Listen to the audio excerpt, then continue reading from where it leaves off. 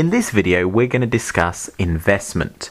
Investment is part of aggregate demand, which itself makes up a major section in macroeconomics. So whether you're studying your GCSEs, your A-levels, your IB, whatever you are studying, anything to do with economics, you're going to need to know about aggregate demand and investment because it always is a major part of any exam on that topic.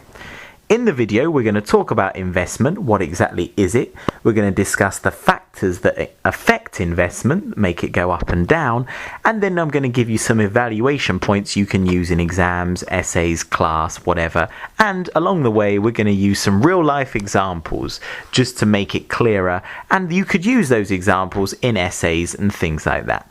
So let's start by looking at the aggregate demand equation. This equation in front of you there, you can see C plus I plus G plus X minus M. And I'm sure all of you have worked out by now that I stands for investment. Now, it's always good to have a clear definition in your mind of what a topic is. So when you get to the exam and maybe you get asked a question specifically on investment, you're going to have that definition waiting right there to put down on the paper and get yourself 1 or 2 marks straight away. So the definition for investment is it's expenditure undertaken by firms to add to the capital stock. So that means anytime a business buys some sort of asset, for example, factory, maybe they buy a new van, maybe they buy the machinery or even the people in that picture, that is all part of capital expenditure. It's when a business buys some assets that will help it to increase its productivity, that will help to increase the amount that it produces, and hopefully will help to increase its sales and therefore revenue. So that is the definition of investment. Remember that and keep it in your brain for when you're taking any exam or essay, or even if you just want to look clever in class. As with anything in economics, you can draw a graph to illustrate what investment's all about. And you can see in front of you that drawing a graph to do with investment involves drawing rate of interest on one axis and planned capital investment spending on the other. And as the arrow shows, as the interest rate goes down, investment goes up. Now, why is this? Well, there's 2 reasons why interest rates affect investment. The first one is that when businesses want to invest, often the project that they want to undertake is going to cost them a lot of money. Think about the Shard, this giant skyscraper that's recently been built in the centre of London. Really expensive, took many years to build. The business that undertook that, they don't have the money lying around to build the whole thing by themselves.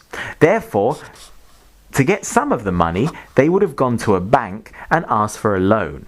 Now, when you get a loan, you're going to have to pay back interest. So if the interest rate is high, that means you're going to have to pay more money on your borrowing. Now that puts people off. They don't want to pay back a loan and a lot of interest on top. Therefore, if the interest rate is high, it puts people off borrowing money, or more specifically, it puts businesses off borrowing money. Therefore, they don't borrow money, so they don't bother investing because they don't have the money by themselves. But as the interest rate goes down and it gets cheaper to borrow money, then investment goes up. So that's the first reason why investment and interest rates are related. That's why they have an inverse relationship. But there is a second one.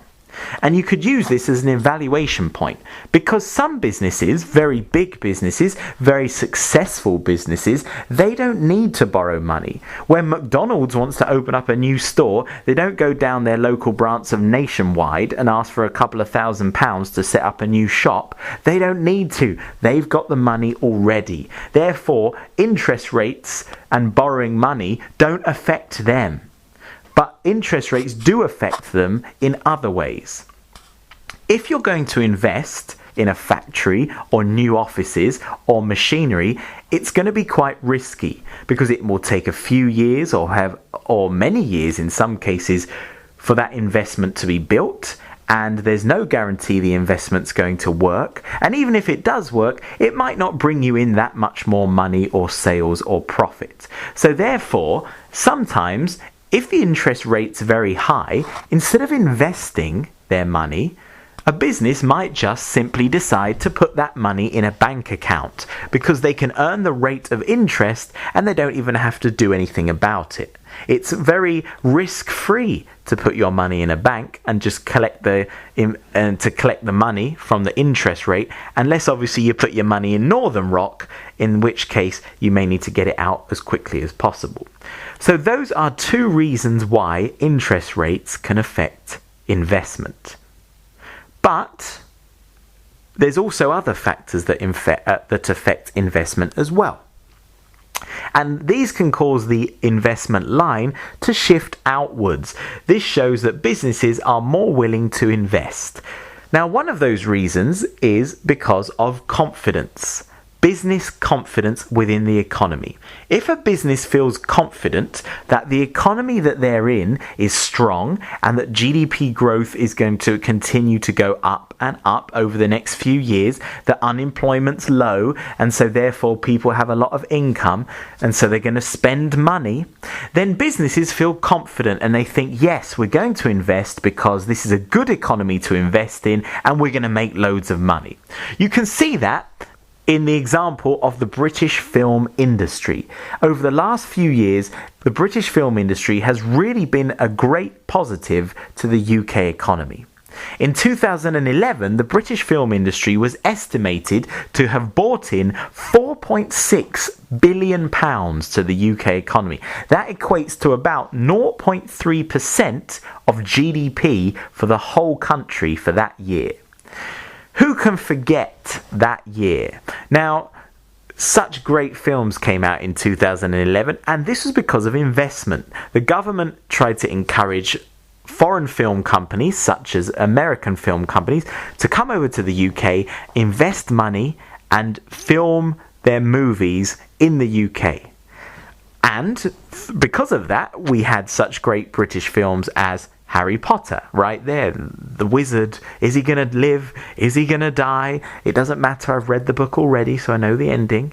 We had such great films in 2011 as The King's Speech, one man's overcoming adversity with a speech impediment. And of course, who could forget the classic Sket? Now, I don't know about you, but if I see on a movie poster from the producers of Anotherhood, or from the studio that brought you Anotherhood, I know I'm in for a treat. Now, for those of you that haven't seen Sket, I guess it's very similar in a way to that film Bridesmaids. An all-female cast. I should point out, by the way, Sket is not a documentary about Croydon, just in case you were wondering.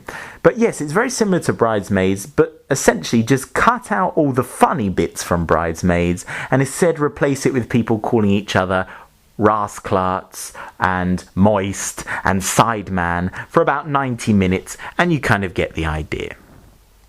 So just as investment can go up because of confidence, investment can go down as well. It can shift to the left. That's, for one reason, when businesses lose confidence in an economy. So we actually have a big problem at the moment in the UK that investment levels are quite low. And that's because a lot of businesses are concerned about the British economy, what is going on in the UK and all the factors going on in Europe and in America and other things like that. So if businesses lose confidence in an economy, it tends to shift the investment line to the left. What you see in front of you, if I told you this was a Tesco store, you'd think I might have gone a bit mad. Well, here's an example of when investment can go wrong. Because remember, investment is very risky. If it works, great, you've made a lot of money. If it doesn't, you've just wasted a lot of money. Tesco's is the UK's biggest supermarket chain. And they looked over at America and thought, yes, I want to have a bit of that. It's a big country. There's room for more companies. Let's try and have a crack at them. They set up Fresh and Easy. That is the Tesco's chain over in America. They have invested £1.6 billion in this Fresh and Easy chain, but this year, at the beginning of 2013, they announced they're pulling out of America. They're shutting down those stores. They've invested the money. It didn't work. They couldn't compete with other companies like Walmart. So they're retreating back to the UK. They're going to focus on the UK for the moment. So remember, investment can go very wrong, and it means a business ends up losing a lot of money. So let's summarize. What are the major factors that affect levels of investment? Well, we've seen interest rates have a major effect. We've seen expectations of the future can have a big effect on interest rates. And a third one we haven't spoken about is the cost of those capital goods. If investment is all about spending money on capital goods, then it makes sense that if the capital goods that you want to buy are cheap, you're going to have more of them, therefore investment's going to go up. And if those capital goods that businesses want to buy are very expensive, then it makes sense that they won't be able to afford as many, and so investment will go down. I'm going to leave you with an example here of such a thing. Bond Street, the most expensive street in the whole of the UK to rent a store in. If you're a business and you want to set up a shop, often you don't buy the shop itself, you rent the shop space from another company. And if you want to rent a shop space in Bond Street, just off Oxford Street, it's very, very expensive. It falls under what's called Zone A. Zone A is the most expensive rental prices in London. It's right in the centre of London. And this company right here, I'm not going to try and pronounce the name because I'll probably sound a bit silly, but they're a French jewellery company. They have the honour of paying the highest amount of rent of any shop in the whole of Bond Street, which means they pay the highest amount of rent of any shop in the whole of the UK. They pay £965 per square foot. Now, how much is that? Well, all you should do, stand up, put your 2 feet together, and that is roughly a square foot. They pay £965 per square foot. Now, what you would think is these rental prices keep going up and up and up. And that, you would think, puts a lot of businesses off investing in property in that area. I don't want to rent a shop in Bond Street, in Oxford Street. It's too expensive. That's what you'd think. But you could use an evaluation point. It depends on the type of business. This jewellery store, for example, they're very rich, they have a lot of money, so they don't mind paying that amount. I think it's safe to say, though, that we're probably not going to see a Morley's chicken on Bond Street anytime soon, unless maybe they just pay for 1 square foot and get a guy standing there chucking chicken drumsticks down the road at you. And if that day does come, I'll be first in line. So that's investment. We've discussed the factors that affect investment. We've discussed evaluation points. I hope you've enjoyed it. If you have, please leave a comment at the bottom. If you didn't enjoy it, please leave a comment on a Justin Bieber video. I know he loves those types of things, so just go over there and leave your comment there. Watch out for more Brain Candy Productions videos coming up. We'll be covering all of Unit 1 and Unit 2 economics, and we'll even be covering business and accounting as well.